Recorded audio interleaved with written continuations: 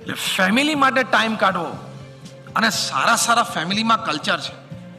કુમાર મંગલમ બિરલા છે આદિત્ય બિરલા ગ્રુપના chairman. It is a 5 lakh crore conglomerate. From salt to software they make everything.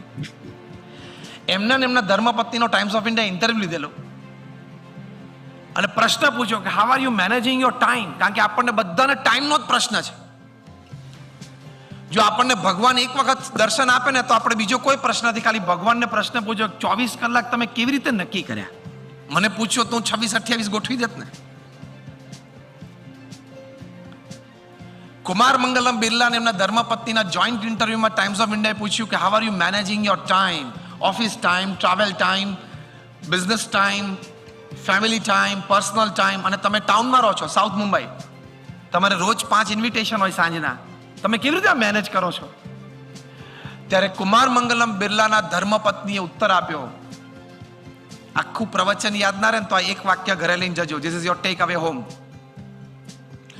Kumar Mangalam બિરલાના ધર્મપત્નીએ કહ્યું કે it is a custom in the Birla house that at 8 PM everybody has to deposit their mobile with the mother.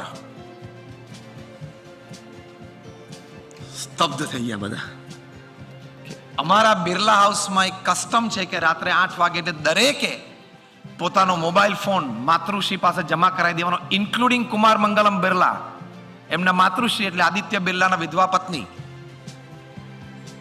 Times of ઇન્ડિયાના પત્રકારે તરત પૂછ્યું કે sir then what do you do after that?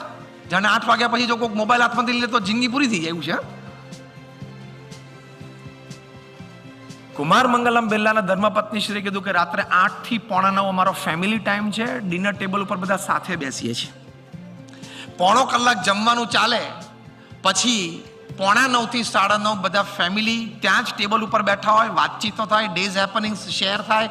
કોઈ ફેમિલીમાં ઇવેન્ટ આવતો એનું કંઈ પ્લાનિંગ ચર્ચા વાત કરીએ, કોઈ પાસ્ટ ઇવેન્ટ હોય હિસ્ટ્રીની કોઈ સ્મૃતિ કરીએ. પછી 9:30 વાગે માતૃશ્રી દરેકને પાઉચમાંથી મોબાઈલ પાછો આપે. 10 જ મિનિટ માટે ઇમરજન્સી ને અર્જન્સી ચેક કરી લેવાની, નહીં તો પાછો મોબાઈલ મૂકી દેવાનો. કંઈ કામ હોય તો મેસેજ કરી દે, કાલ સવારે 10 વાગે ઓફિસમાં આપણે મળીએ, કાલ સવારે 10 વાગે મને ફોન કરજો. પછી પોતપોતાના બેડરૂમમાં રિટાયર થઈ જાય. કોઈ ટીવી જોવે, શો જોવે, કોઈ વાંચે, વોટેવર. આવા ફેમિલીઝમાં આવું કલ્ચર છે.